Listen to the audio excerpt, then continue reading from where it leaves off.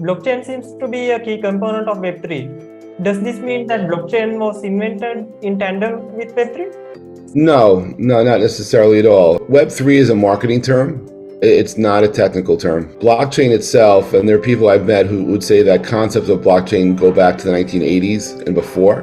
Various people, various cyberpunks would talk about the need for blockchain literally before the internet was commercial. In fact, when the internet was still very much on the educational side. The advent of this branding of Web3 is to differentiate where we were. And it's funny, for those people who may have been on the internet in the 90s and the 2000s up until yesterday, they may not realize they lived through the Web 1 and Web 2 world. We were just using the internet for what it was good for. In the early days, we put up websites that looked like brochures, then became interactive, and then they became super powerful because based on the inefficiencies of what was, people innovated and did things that were never practical or possible.